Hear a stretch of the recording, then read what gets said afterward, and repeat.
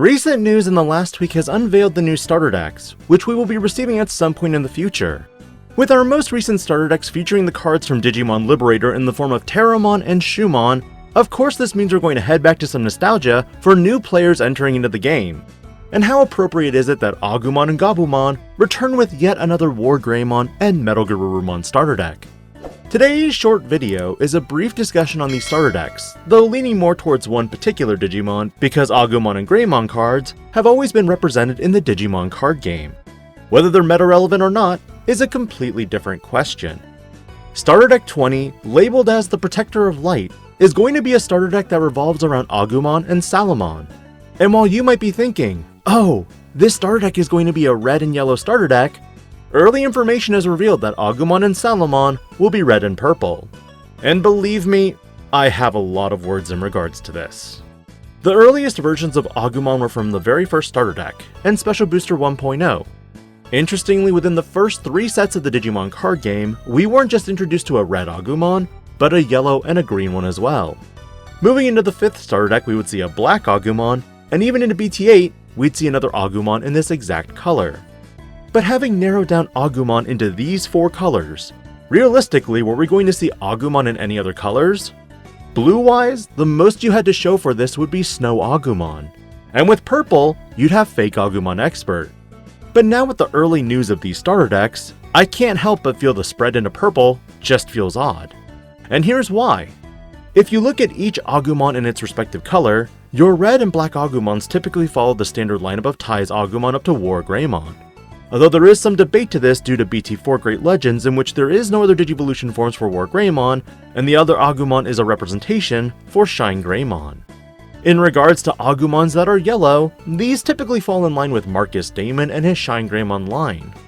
But when you look at the green Agumons, there aren't any conventional green Greymon Digimon, and no, I'm not counting Emperor Greymon or the white Greymon Digimon, since it can digivolve from green. Instead, green Agumons typically fall in line with Taiga, who typically flows in a Tyrannomon-based Digimon. BT11 definitely highlights that Taiga's Agumon should inevitably go into a wargreymon, basing this also off of the card art from Ulfor Speedramon, which features wargreymon in the background. That being said, the only other member who's received additional support from Redigitize is Mirei Mikagura. And lastly, Snow Agumon doesn't even have a natural canon progression, though fans throughout the ages on Digimon Explained, and even Carnex's channel, have done fan-based Snow Agumon Greymon Digivolutions. If you haven't seen these, I highly recommend that you check them out. Which ultimately leaves out purple, since, white has that BT17 Greymon card. The only purple Greymon related card that I'm aware of is always Skull Greymon, since, Virus and Undead. But when you devote an entire starter deck and make it purple and red, I'm kind of taken aback considering the natural colors for Agumon and Salamon being vaccine trait Digimon, at least in my mind, would be yellow.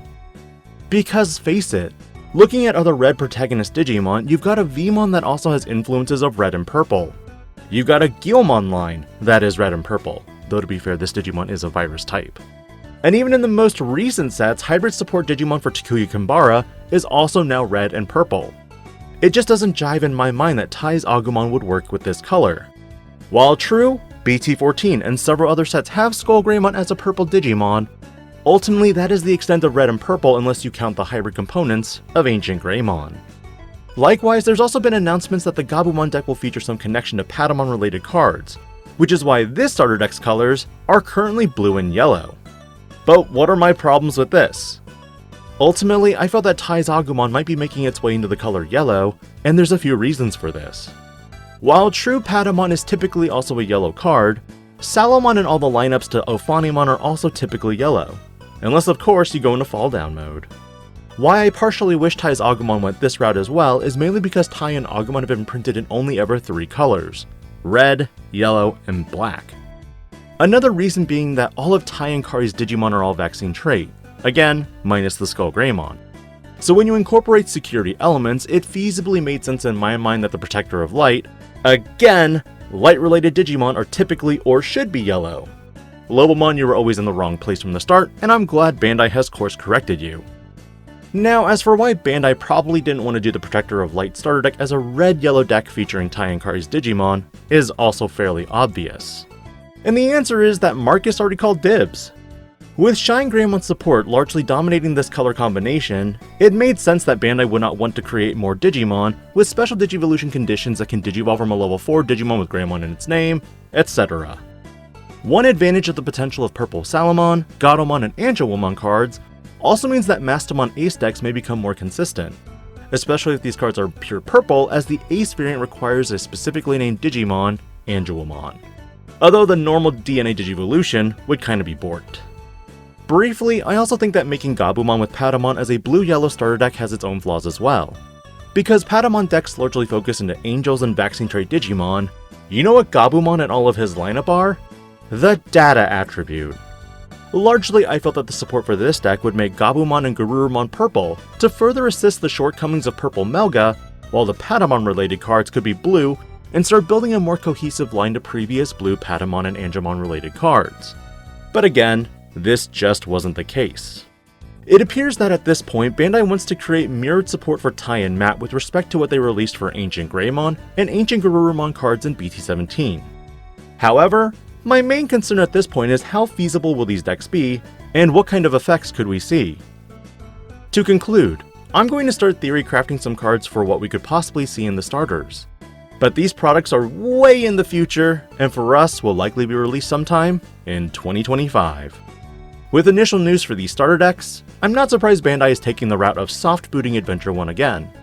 There's still so much flavor to consider, because more than likely with BT21, with a unified global release, a new Apocalypse may be on the horizon. What are your thoughts for future releases coming into the card game, and do you think we're due for another wargreymon and metalgarurumon starter deck? Or is it simply because these are the safest picks for products to sell? Let me know your thoughts, because next week, we've got some potential case openings, playmat reveals, and more. This is DigiPanda, logging out.